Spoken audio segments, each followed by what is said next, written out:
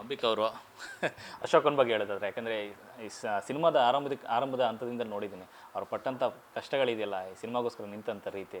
So Ashoka ಏನಿದೆ ಪಾತ್ರ ಅದರ ಥರ ನಿಂತಿದ್ದಾರೆ ಅವರು ನಿಜ ಜೀವನದಲ್ಲೂ. ಅಂದರೆ ನಾನು ಲಾಸ್ಟ್ ಎಂಟ್ರಿ ಆಗಿದ್ದು ಸಿನಿಮಾ ಅಶೋಕ ಬ್ಲೇಡ್ ಅಂತ ಇದ್ದಾಗಲೂ ನಂಗೆ ಅದ್ರ ಬಗ್ಗೆ ನಂಗೆ ಐಡಿಯಾ ಇರಲಿಲ್ಲ. ಆಮೇಲೆ ಆ್ಯಕ್ಚುಲಿ ಫಸ್ಟು ಸತೀಶ್ ಅವರು ನನಗೆ ಅವ್ರದ್ದು ಗ್ಲಿಮ್ಸ್ ಕಳಿಸಿದ್ರು, ಅಂದರೆ ಅವ್ರದ್ದು ಟೀಸರ್ ಏನು ಚಿಕ್ಕದಾಗಿ ಮೋಷನ್ ಪೋಸ್ಟರ್ ಕಳಿಸಿದ್ರು, ಶೇರ್ ಮಾಡಿ. ನನಗೆ ಇಷ್ಟ ಆಯಿತು ಅದು ಮೋಷನ್ ಪೋಸ್ಟರ್ ಮ್ಯೂಸಿಕ್ ಮಾಡಿರೋದೆಲ್ಲ.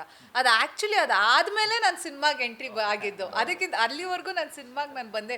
ಅದಾಗಿದ್ದು ಸ್ವಲ್ಪ ದಿನಕ್ಕೆ ಸತೀಶ್ ಅವ್ರು ಕಾಲ್ ಮಾಡಿದ್ರು, ಇಲ್ಲ ನೀವು ಇವಾಗ ನಿಮ್ದು ಏನು ಚೇಂಜ್ ಆಗಿದ್ದೀರಾ, ನಮ್ಮ ಪಾತ್ರಕ್ಕೆ ಸೂಟ್ ಆಗ್ತೀರಾ ಅಂತ ಎಲ್ಲರೂ ಮಾತಾಡಿದ್ದೀವಿ, ನೀವು ಒಂದ್ಸತಿ ಕತೆ ಕೇಳಿ ಅಂತ. ಸೊ ನಾನು ರೈಸ್ ಆಫ್ ಅಶೋಕ ಆದಮೇಲೆ ನಾನು ಆ ಸಿನಿಮಾಗೆ ಎಂಟ್ರಿ ಆಗಿದ್ದು. ಸೊ ಅಷ್ಟರಲ್ಲಿ ಸತೀಶ್ ಅವರು ಆ ಸಿನಿಮಾನ ಅಲ್ಲಿಗೆ ರೈಸ್ ಮಾಡಿಸಿದ್ರು, ಆ ಪಾಯಿಂಟಿಗೆ ಅಲ್ಲಿ ಬಂದಿತ್ತು. ಬಟ್ ಅಂದರೆ ಸೆಟ್ಟಲ್ಲೂ ಅಷ್ಟೇ ಅವ್ರಿಗೆ ಪಾಪ ಯಾವಾಗಲೂ ಅವ್ರಿಗೆ ಟೈಮ್ ಇರ್ತಾ ಇರಲಿಲ್ಲ, ಯಾಕಂದರೆ ಎಲ್ಲ ನೋಡ್ಕೊಳ್ಳೋರು. ನನಗೆ ಎಷ್ಟೊಂದು ಸೀನ್ದು ಡೈಲಾಗ್ಸ್ ಕೂಡ ಅವರೇ ಬರೆದಿದ್ದಾರೆ, ಅದನ್ನು ಇಂಪ್ರೊವೈಸ್ ಮಾಡಿದ್ದಾರೆ. ಎಷ್ಟೊಂದು ಸೀನ್ಸ್ ಇಲ್ಲ ಹಿಂಗೆ ಬರಬೇಕು ಅಂತಲೂ ನೋಡಿದ್ದಾರೆ.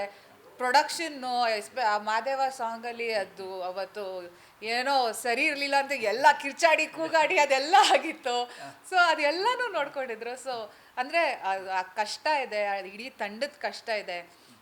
ನಾನು ಹೇಗೆ ಅಂದರೆ ಬಂದೆ, ಸಿನಿಮಾಗೆ ಎಂಟ್ರಿ ಆದೆ, ಶೂಟಿಂಗ್ ಮಾಡಿದೆ, ಸಿನಿಮಾ ನಂಗೆ ರಿಲೀಸಿಗೆ ಬಂತು. ನನಗೆ ಯಾವತ್ತೂ ಆ ಕಷ್ಟನ ನನ್ನ ಹತ್ರ ಯಾರೂ ನಾನು ತಂದ್ಕೊಡ್ಲಿಲ್ಲ, ಅಥವಾ ನನಗೆ ಈ ಥರ ಆಗಿದೆ, ಈ ಥರ ಒಂದು ಬ್ಯಾಕ್ ಸ್ಟೋರಿ ಇದೆ ಸಿನಿಮಾಗೆ ಅಂತ ನನಗೆ ಯಾವತ್ತೂ ಯಾರು ಆ ಥರ ಅಂದರೆ ಅದನ್ನು ಹೇಳಿ ನನಗೆ ಸಿನಿಮಾ ಒಪ್ಪಿಸ್ಲಿಲ್ಲ. ಫಸ್ಟ್ಲಿ ನಮ್ಗೆ ಹಿಂಗೆ ಆಗ್ಬಿಟ್ಟಿದೆ ಸಿನಿಮಾ, ಅದಕ್ಕೋಸ್ಕರ ಮಾಡಲಿ ಅಂತ ನಮ್ಗೆ ಯಾವತ್ತೂ ನನಗೆ ಸಿನಿಮಾ ಒಪ್ಸಿದ್ದಲ್ಲ. ಬಂದು ಸ್ಟೋರಿ ಹೇಳಿ ನನ್ನ ಪಾತ್ರದ ಏನು ಕ್ಯಾರೆಕ್ಟರ್ ಗ್ರಾಫ್ಟ್ ಇತ್ತು ಅದನ್ನು ಹೇಳಿದರು ಅಷ್ಟೇ ನನಗೆ ಮನು ಅವರು. ಅದನ್ನು ಕೇಳಿ ನಾನು ಒಪ್ಕೊಂಡಿದ್ದು. ಅದಾದಮೇಲೆ ನನಗೆ ಗೊತ್ತಾಗಿದ್ದು ಈ ಥರ ಆಗಿತ್ತು ಸಿನಿಮಾದಲ್ಲಿ ಪಾಯಿಂಟಲ್ಲಿ ಅಂತ. ಸೊ ನನಗೆ ಅದು ಖುಷಿ ಇದೆ. ಅಂಬಿಕಾನ ಪಾತ್ರದ ಕ್ಯಾರೆಕ್ಟರ್ ಗ್ರಾಫ್ ಏನಿದೆ, ಅದನ್ನು ಬರೆದಿದ್ದ ರೀತಿ ಆಗಿರ್ಬೋದು, ಎಲ್ಲನೂ was beautiful. So rise of Ashoka actually ಏನಂದರೆ ಅಶೋಕನ್ಗಿಂತನೂ ಅಂಬಿಕಾ ಕಾಲಿಟ್ಟ ಮೇಲೆ ಸಿನಿಮಾಗೆ ಎಲ್ಲ ಸರ್ರಂತ ಹೊಟ್ಟೋಯ್ತು. ಅಂದರೆ ನಾನು ಯಾವಾಗಲೂ ಹೇಳ್ತಾ ಇರ್ತೀನಿ, ಹೆಣ್ಮಕ್ಳದ್ದು ಯಾವಾಗಲೂ ವಿಷ್ ಇರುತ್ತೆ ಅಂತ. ಅಂದರೆ ಪ್ರತಿಯೊಂದು ಸಲ ಹೇಳ್ತಾರೆ ಮನೆಗೆ ಲಕ್ಷ್ಮಿ ಬಂದು ಅಂತೆಲ್ಲ ಮಾತಾಡ್ತೀವಲ್ಲ, ನಾವು ಹೆಣ್ಮಕ್ಳ ಬಗ್ಗೆ ಮಾತಾಡ್ತೀವಲ್ಲ. ಹಂಗೆ ಸಪ್ತಮಿ ಅವ್ರು ಕಾಲಿಟ್ಟ ಮೇಲೆ ಸಿನಿಮಾ ನಿಲ್ಲೇ ಇಲ್ಲ, ಅಂದರೆ ಸ್ಟಾಪೇ ತಗೊಳ್ಳಿಲ್ಲ. ಶುರು ಆಗಿದ್ದಂಗೆ ರಪ್ಪಂದು ಮುಗಿದಿದ್ದು ಗೊತ್ತಾಗಲಿಲ್ಲ. ರಿಲೀಸ್ಗೆ ಹೋದ್ವಿ, ನಾವು ಇವ್ರಿಗೆ ಹೇಳ್ತಾ ಇದ್ವಿ, ಎಲ್ರಿಗೂ ಭರವಸೆ ಕೊಟ್ಬಿಟ್ಟಿದ್ದೆ, ತೆಲುಗು ತಮಿಳು ಮಾಡ್ತೀನಿ ನನಗೂ ಗೊತ್ತಿಲ್ಲ ಹೆಂಗೆ ಮಾಡ್ತೀನಿ ಅಂತ. ಯಾರು ನಡೀಬೇಕು, ಯಾರ ಹತ್ರ ಹೋಗ್ಬೇಕು, ಯಾರ ಹತ್ರ ಮಾತಾಡಬೇಕು, ಐ ಡೋಂಟ್ ನೋ. ಅಂದರೆ ನನಗೆ ಯಾವುದು ಇನ್ಫ್ಲೂಯೆನ್ಸ್ಗಳಿಲ್ಲ, ನಾನು ಯಾರ ಮನೆಗೂ ಹೋಗಿಲ್ಲ. ಬಟ್ ನಾನು ಸಿನಿಮಾ ಕಂಪ್ಲೀಟ್ ಮಾಡಿದ್ಮೇಲೆ, ಸಿನಿಮಾ ರೆಡಿ ಆದಮೇಲೆ ಫಸ್ಟ್ ಕನ್ನಡ ನೋಡಿದ್ವಿ ಎಲ್ಲರೂ ಕೂತ್ಕೊಂಡು, ಒಟ್ಟಾರೆ ಟೆಕ್ನಿಷಿಯನ್ಸು ಮತ್ತು ಸಪ್ತಮಿ ಅವ್ರ ಫ್ಯಾಮಿಲಿ ಎಲ್ಲರೂ ಕೂತ್ಕೊಂಡು ನೋಡಿದ್ವಿ. ನಮ್ಗೆ ಅಲ್ಲಿ ಕಾನ್ಫಿಡೆನ್ಸ್ ಬಂತು, ಓಕೆ ತೆಲುಗು ವರ್ಕ್ ಆಗುತ್ತೆ ಸಿನಿಮಾ ಇದು, ಹೋಗಿ ಅಪ್ರೋಚ್ ಮಾಡೋಣ. ಅಪ್ರೋಚ್ ಮಾಡಿದ್ವಿ, ಎಲ್ಲ ಹಿಂಗೆ ಮ್ಯಾಜಿಕ್ ಥರ ನಡೆದೋಗಿದೆ ಈಗ. ನಿಜ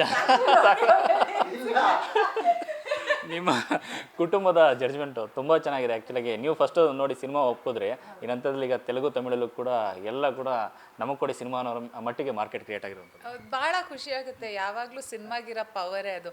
ನಾವು ಎಷ್ಟೇ ಪ್ರಮೋಟ್ ಮಾಡ್ಬೋದು, ಅದ್ರ ಬಗ್ಗೆ ಎಷ್ಟೇ ಮಾತಾಡ್ಬೋದು, ನಾವು ಪ್ರೀತಿ ತೋರಿಸ್ಬೋದು, ಬಟ್ ಅಟ್ ದ ಎಂಡ್ ಅದು ಫ್ರೈಡೇ ರಿಲೀಸ್ ಆದಮೇಲೆ ಜನನೇ ಪ್ರೀತಿ ತೋರಿಸ್ಬೇಕು, ಅವರೇ ಅದನ್ನು ಎತ್ಕೊಂಡು ತೊಗೊಂಡೋಗ್ಬೇಕು, ಅದ್ರ ಬಗ್ಗೆ ಮಾತಾಡಬೇಕು.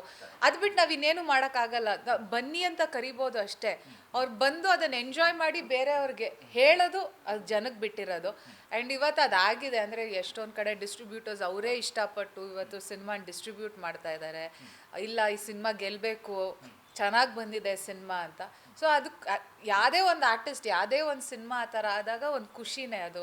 ದಟ್ ಇಲ್ಲ ನಾನು ಒಂದು ರೈಟ್ ಚಾಯ್ಸ್ ಮಾಡಿದೆ, ಯಾರೇ ಏನೇ ಹೇಳಿದ್ರು ಇಲ್ಲ ನನ್ನ ಇನ್ಸ್ಟಿಂಕ್ಟ್ ತೊಗೊಂಡು ನಾನು ಚಾಯ್ಸ್ ಮಾಡಿದ್ದು ಕರೆಕ್ಟು ಅಂತ ಅನ್ಸಿದ್ದು. ಅದು ಯಾವಾಗಲೂ ಒಂದು ಆರ್ಟಿಸ್ಟ್ಗೆ ಅದು ಖುಷಿ. ಯಾಕಂದರೆ ನಾನು ಆಯಿತು, ನಾನು ಹೋಗ್ತಾ ಇರೋ ದಾರಿ, ನಾನು ಮಾಡ್ತಾ ಇರೋ ಪಾತ್ರಗಳು ಕರೆಕ್ಟಾಗಿದೆ ಅಂತ ಅವಾಗ